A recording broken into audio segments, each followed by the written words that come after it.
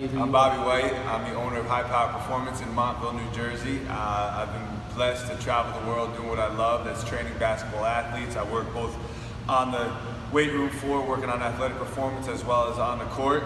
Take a look around here. I built this about 4 years ago.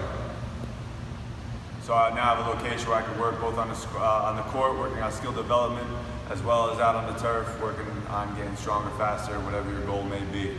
I was somebody that lived in comfort zones. I never could adjust to change. I would get that comfort zone, I would have those friends that I was okay with, I could be myself, and then I would go to a bigger school. And this would happen going to kindergarten, and then getting out of 5th grade, going to middle school. It would take me a long time to feel comfortable around people, and every time that would change, or I'd be around new groups of people, I was so insecure. Kind of shut off. Yeah. So what really flipped the switch for you there? It got worse and worse and worse. I got to a point where I would have stolen, I don't know who's watching this, but I would have stolen from you. I would have robbed you. I would have did whatever I had to do in order to get high that day. And it's not that I wanted to, it was just I had no idea else what to do. And I went a couple years getting high on either painkillers or heroin. Every single day in my entire life revolved around getting higher. And best thing that ever happened to me was I finally got caught. I kept everything a secret.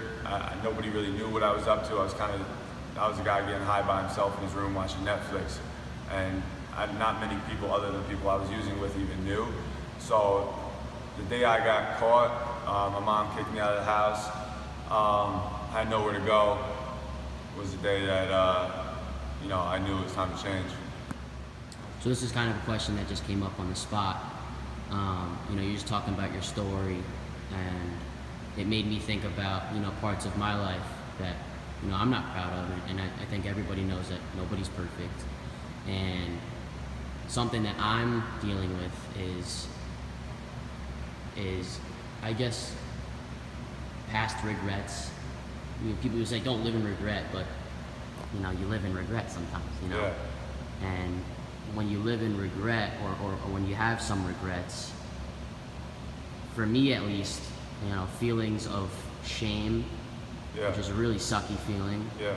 and kind of the idea that you're not worthy anymore, or you're not as worthy as you used to be to connect and to be, accepted and respected and loved by other people. Can you just talk about your kind of mental journey as far as if any of those feelings or any of those things came up? So when I was going through my addiction and I was in it, when I was getting high every single day, I didn't want to get high every single day. But at the same time, I have 6 sisters, and they're all very, very accomplished. I've got a couple doctors, attorneys, whatever. In my family, my sisters always knew what they wanted to do, and I'm sitting here getting high every night by myself.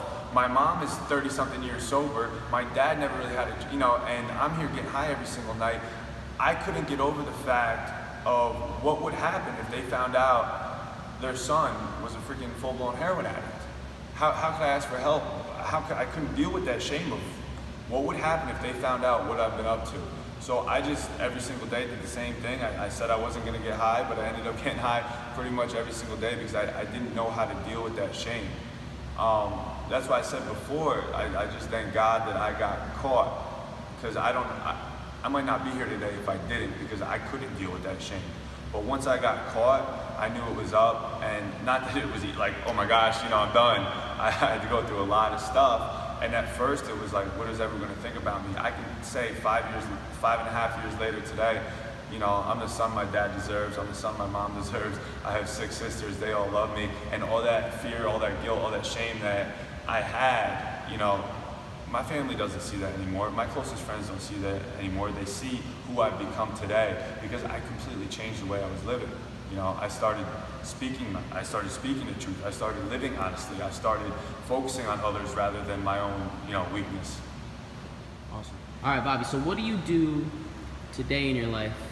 What habits or rituals have you implemented to keep yourself, mentally fit, to keep yourself tough, to keep yourself, in the zone? One of the biggest things I ever learned to do to help me just stay on task and get the clutter out of my brain is just writing. Call them brain dumps. You just sit there 30 minutes, lights, or not lights, whatever, in the quiet, not the lights off, it's a little weird. But you just sit there and write down everything that's going on in your head, everything, and you just free flow write. And then after you put it down, you kind of look at it and categorize it as to what's most important, and you can kind of divide it up as to what has to get done now, what do you need to do, and it really helps me. All right, so we got mental dumps. What else? Brain dumps. Brain dumps. What else do you do to get yourself out of a funk? It might not be an exercise. It could be, surrounding yourself with this energy or this person, or what is something that you habitually do that gets you out of a funk? I help people. You help. I help people. I've got, because I've been helped so much. I mean, I didn't just get the life I have today. I just didn't get to where I am at this point in recovery, in business, and anything by myself. And I know I feel best when I'm helping others. So when I get in a funk, it's generally because I'm stuck in my own head. I'm trapped in my thoughts up here. And being proactive and going out there and putting my hand out to help people, right, that are struggling, because there's no shortage of people struggling, right? I know on Instagram, on Facebook, on social media, everyone likes to put out the best version of themselves, but I promise you, that's not real. Like, people struggle. Everybody on this earth is struggling with something, dealing with something, so there's no shortage of that. And I know people that are struggling with addiction, struggling with their family life, struggling in any aspect, and I reach out, I run groups, but I get myself around people less fortunate than myself, and like that, gratitude for what I have and the life I have today is restored. All right, Bob, I know it's been about 50 years, but how has your view on mental health changed since the time you were in college? Well, I'm technically still in college, so no, mental health in college, you didn't want to know me in college. I was, if I tried to be the best version of myself today, at that point, it would have looked from the outside in that I was trying to be the worst version of myself. I was fully aware that I had a problem with drinking. I was fully aware that I viewed myself as a rebel, and I wanted to be viewed as a rebel.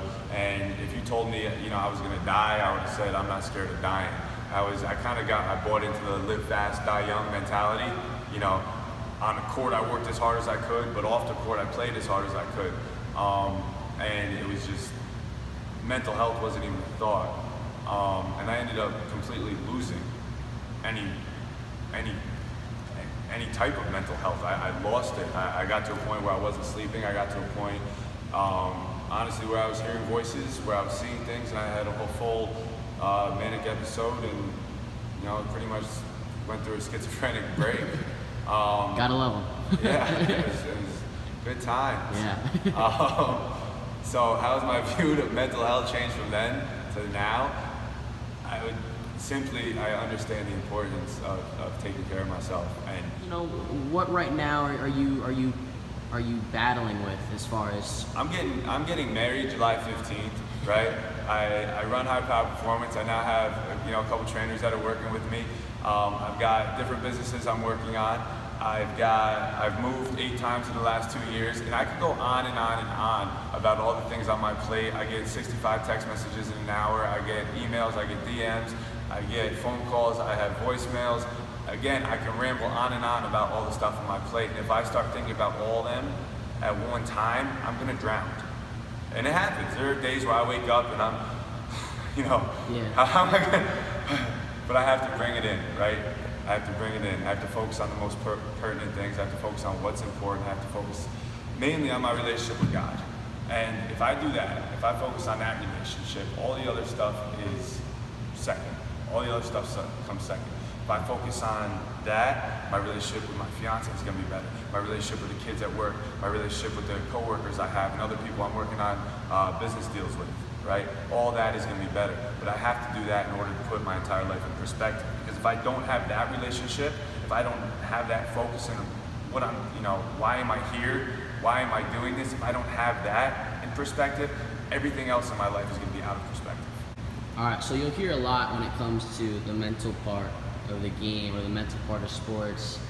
You'll hear a lot of people say the word the zone. or you'll hear players talk about the zone, Yeah. right? From your playing days and as a trainer, tell us about those zones that you can get. Because I have a feeling that the zone is different from playing the training. Yeah. Just in your own words, describe that feeling, that state.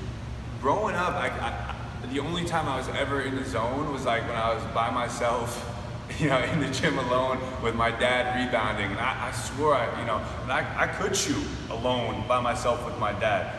I'm hitting threes, I'm doing stuff I normally wouldn't do. But as soon as I would step on the court in a game, as soon as I had coaches, as soon as there were systems, plays, I didn't know how to adapt to that, and I didn't know how to carry that zone to where it mattered. And I never really got as far as I should have, in high school, college basketball, because I couldn't carry the same mentality I had alone in the gym with my dad to the floor, to the stage. Once I got my life together, once I hit my bottom, once I went through all that, bad stuff, and I started living, when I got in recovery and I started really working on myself and who I am, I was able to find, the confidence I never had. And at that point, it didn't come without putting in the work. And at 24 years old, I was spending hours a day in the gym. I didn't have much going on. Prior to getting sober, I was like delivering pizzas and watching Netflix. Right. So when I did get sober, I didn't really have many anything. I had nothing to do. So I was in the gym, and my whole life was working out, playing basketball, eating, sleeping, surrounding myself with people that were better than me. And that was my whole life.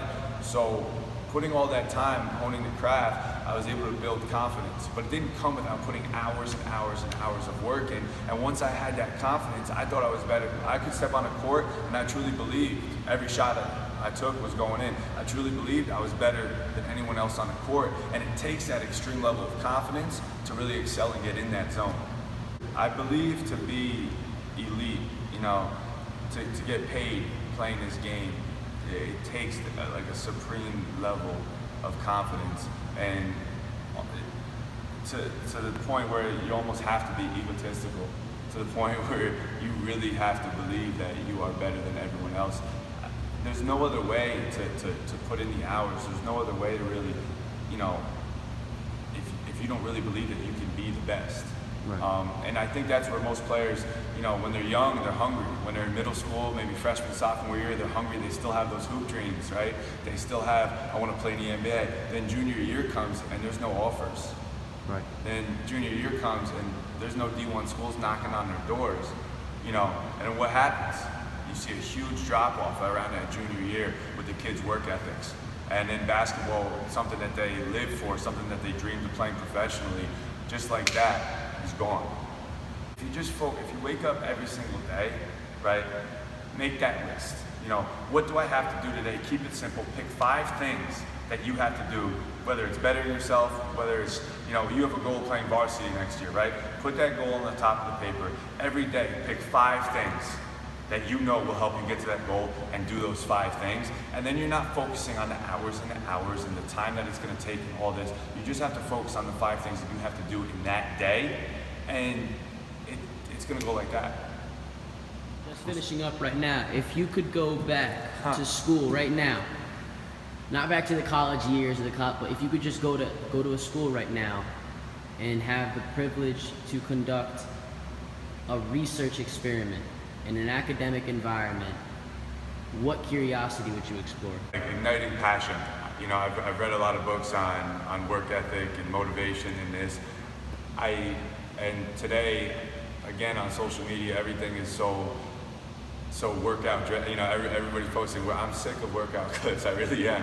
I still post them, but I'm sick of them. Like I don't need to see another freaking basketball drill. I don't need to learn. I'm just. Everyone's doing it. I think the major point that's being missed is how do we actually ignite passion? How do we actually, motivate kids? How do we get them to start working in a way that's gonna, maybe get them a college scholarship when they're in 2nd and 3rd grade? I mean, imagine you get a kid in here 2nd or 3rd grade and he's gonna work out with you 5 times a week. How good is he gonna be by the senior year? I don't care who he is. Beast. He's gonna be an animal, right? Yeah. How do you instill that in them at a young age?